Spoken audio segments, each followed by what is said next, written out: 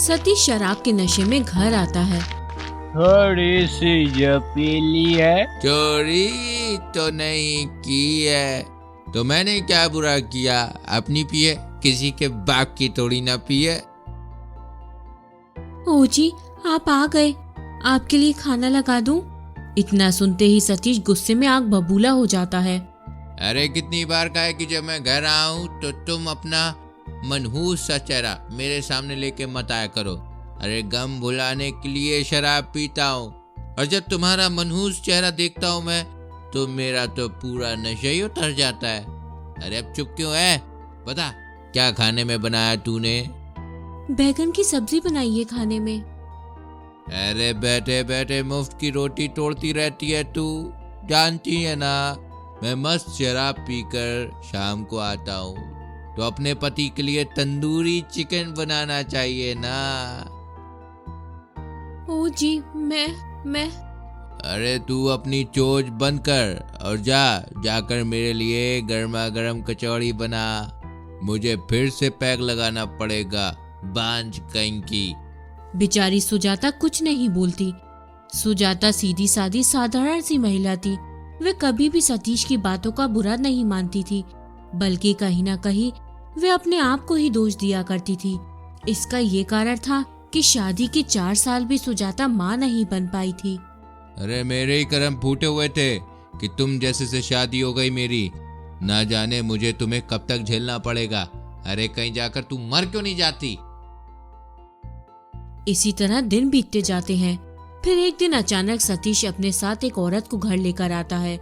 उन दोनों को साथ देखकर सुजाता के ऊपर पहाड़ टूट जाता है और वो कांपती जुबान से उससे पूछती है, ओ जी, आपके साथ ये कलमुही कौन है?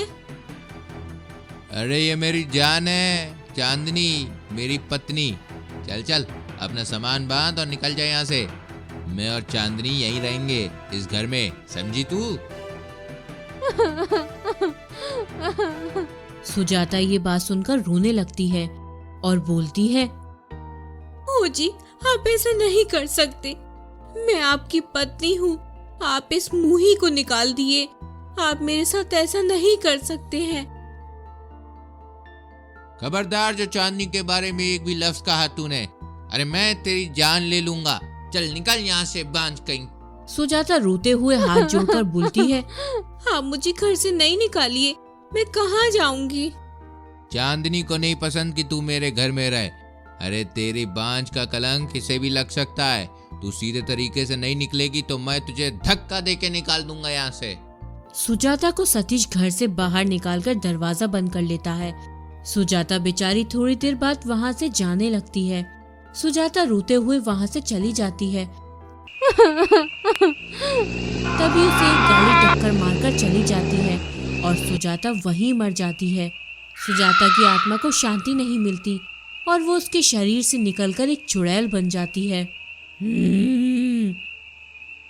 मैं इतनी बदनसीब हूँ कि मरने के बाद भी मुझे चैन नहीं मिला। सुजाता अपने पति के पास जाती है। सतीश चुड़ैल को देखकर बहुत डर जाता है। कौन हो तुम? यहाँ क्या कर रही हो? मैं सुजाता हूँ, तुम्हारी पत्नी। अरे तुम तो कोई चुड़ैल हो, तुम मेरी पत्नी कैसे हो सकती हो? मैं अब तुम्हारी पत्नी ही हूँ जो मर चुकी है। तुम मुझ पर बहुत जुल्म करते थे, अब मैं इसका बदला लूंगी। चुड़ैल सतीश को मारने के लिए उसका गला दबाती है। तभी वहाँ उसकी दूसरी पत्नी चांदनी आ जाती है और हाथ जोड़कर बोलती है, चुड़ैल बहन, इसे ना मारो। मैं जानती हूँ इसने तुम्हारे साथ बहुत गलत किया है, पर अगर तुम इसे मार दोगी तो मैं विधवा हो जाऊंगी, मेरी जिंदगी बर्बाद हो जाएगी।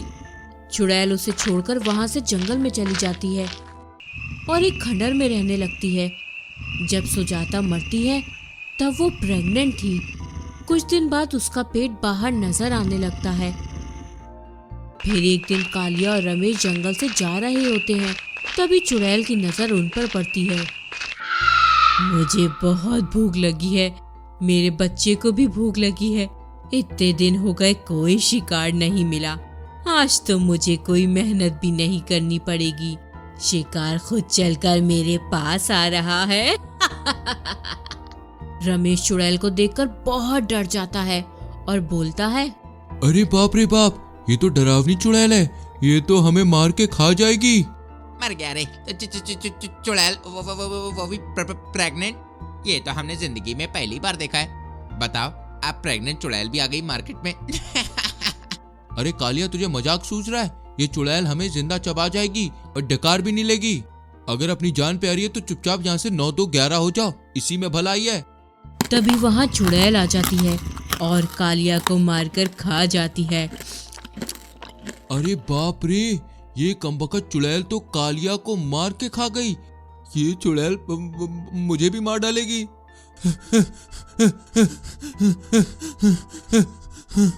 अरे मम्मी, बचा लो रे मम्मी, भागो रे। रमेश वहाँ से बचकर भाग जाता है। इस घटना के बाद पूरे गांव में दहशत फैल जाती है। गांव वाले जंगल के रास्ते से आना जाना बंद कर देते हैं। इधर चुड़ैल की डिलीवरी का समय आने वाला होता है, पर उसे कोई मदद करने वाला नहीं होता। उसे पेट में जोर से दर्द उठता है और वो रात भर कर्राती रहती है। एक दिन गांव की औरत सपना और मधु आपस में बात कर रहे होते हैं। अरे मधु बहन, क्या बताऊं, मेरी तो रात भर नींद ही नहीं पूरी होती। क्यों, क्या हुआ? भाई साहब रात भर मस्तियाँ कर रहे थे क्या? अरे नहीं नहीं, वो बात नहीं है। जंगल से रात भर अजीब अजीब सी आवाजें आती रहती हैं। हाँ बहन, मैंने भी सुना है जंगल में एक डरावनी चुड़ैल रहती है और वो चुड़ैल गर्भवती है। फिर तो हमें उस चुड़ैल की मदद करनी चाहिए। अरे नहीं रे बाबा नहीं, हमें भरी जवानी में मरने का शौक नहीं है। फिर रात को जब सपना सो रही होती है, तभी अचानक से दर्दनाक आवाज आने लगती है और सपना उठ जाती है। ना जाने कौन है, किसकी आवाजें आ रही हैं। लोग बोल रहे हैं कि जंगल में वो चुड़ैल है, वो दर्द में है शायद, मुझे उसकी मदद करनी चाहिए। ओ जी, उठिए ना, उठिए, चलिए ना जरा जंगल में मेरे साथ। लगता है चुड़ैल बहुत परेशानी में है, हमें उसकी मदद करनी चाहिए। अरे क्या नॉनसेंस बातें कर रही हो? मैं चुड़ैल की मदद करूं? तू मुझसे पीछा छुड़ाना चाहती है ना, ताकि चुड़ैल मुझे मारकर खा जाए और तू किसी और के साथ अय्याशी की जिंदगी जिए, हैं? ये क्या बोल रहे हैं? हमें थोड़ी सी इंसानियत तो दिखानी ही चाहिए ना।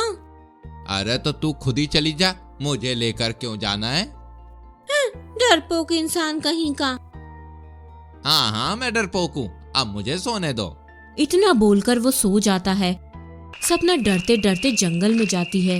तभी उसकी नजर चुड़ैल पर पड़ती है, जो एक पेड़ के नीचे बैठी होती है।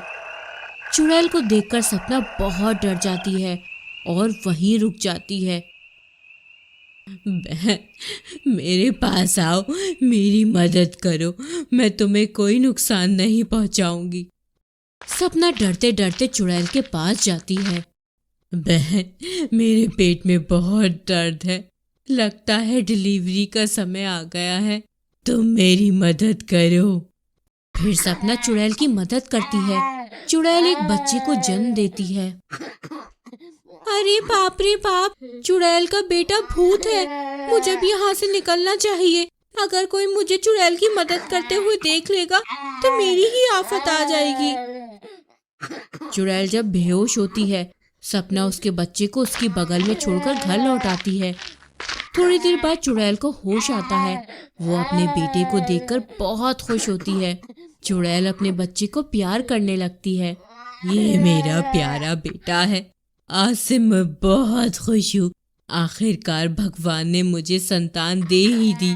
उसको भी मुझ पर दया आ गई कि मैं बांझ नहीं हूँ। अब मैं इसकी अच्छे से परवरिश करूँगी, इसे अच्छा इंसान बनाऊंगी। अब मुझे अपने बेटे की परवरिश के लिए ये रूप बदलकर काम करना होगा, ताकि मैं इसे एक अच्छा इंसान बना सकूं। आगे की कहानी देखने के लिए वीडियो को लाइक करें और शेयर करें, और आने वाली वीडियोस को देखने के लिए चैनल को सब्सक्राइब जरूर करें। मिलते हैं आपसे अगली वीडियो में, तब तक के लिए बाय बाय।